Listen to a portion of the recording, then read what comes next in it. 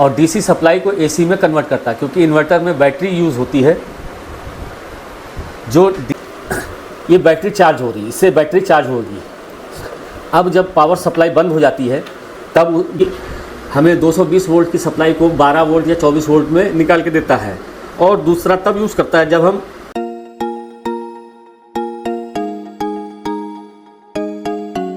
Hello, मैं A to Z technical institute से बता रहा हूँ कि इन्वर्टर क्या है। इन्वर्टर एक ऐसा विद्युत उपकरण है जो बिजली की सप्लाई बंद होने पर हमको एक बिजली परमानेंट देता रहता है। ये एसी हमको सप्लाई देता है और डीसी सप्लाई को एसी में कन्वर्ट करता है, क्योंकि इन्वर्टर में बैटरी यूज़ होती है जो डीसी के रूप में एनर्जी इकट्ठा होती है, उसको फिर हमको एसी में कन्वर्ट करके देती है, जिससे कि हमारे घर की बत्ती या जो भी उपकरण हम चलाना चाहते हैं वो चलते हैं। इन्वर्टर में मुख्य रूप से दो चीज़ें लगी होती हैं। पहला इन्वर्टर मशीन जिसको बोलते हैं, दूसरा है बैटरी। बैटरी अलग अलग वोल्टेज के हिसाब से रखी जाती है। अब मेन चीज़ ये है कि इन्वर्टर हमें यूज़ कैसे करना है या इस पर ये क्या किया जाता है। तो ये जो है, पहले तो हमारी एसी सप्लाई को डीसी में कन्वर्ट करता है और उसको रेगुलेट करके एक फ़िक्स वोल्टेज देता रहता है, जिससे कि हमारी बैटरी चार्ज होती है और बैटरी जो है वोल्टेज फ्लक्चुएशन से ख़राब ना हो, इसलिए वो सर्किट लगाया जाता है।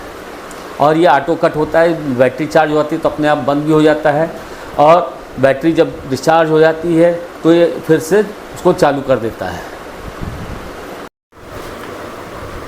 इन्वर्टर ट्रांसफार्मर से जो सप्लाई निकल रही है, स्टेप डाउन ट्रांसफार्मर के रूप में यूज़ हो रही है, वो एसी है। एसी को जो है डीसी में कन्वर्ट करने के लिए ये रेक्टिफायर लगा हुआ है। रेक्टिफायर से ये रेक्टिफाई हो करके जो है 12 वोल्ट या 24 वोल्ट जो भी बैटरी की रिक्वायरमेंट है उस हिसाब से वो सप्लाई बनती है और निकलती है, और अब ये यहाँ पे आती है। यहाँ से ये बैटरी में जाती है। ये बैटरी की पॉजिटिव लाइन हो गई और ये बैटरी की नेगेटिव लाइन हो गई।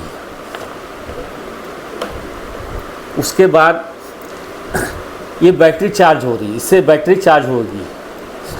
अब जब पावर सप्लाई बंद हो जाती है तब बैटरी से सप्लाई हमको इस सर्किट में आती है, जो रेगुलेट होकर के आगे जो है वापस ये सब ऑटो कट सर्किट से होते हुए हमको फिर से ये एसी में सप्लाई देती है, जो ये सप्लाई इस ट्रांसफार्मर में आती है, जिसको इन्वर्टर ट्रांसफार्मर बोलते हैं।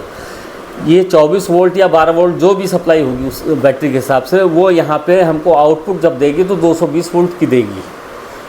ये काम है इसका इतना। इन्वर्टर चेक करने के लिए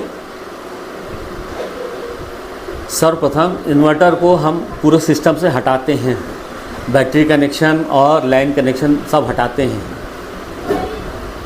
उसके बाद मेन लीड फ्यूज चेक करते हैं।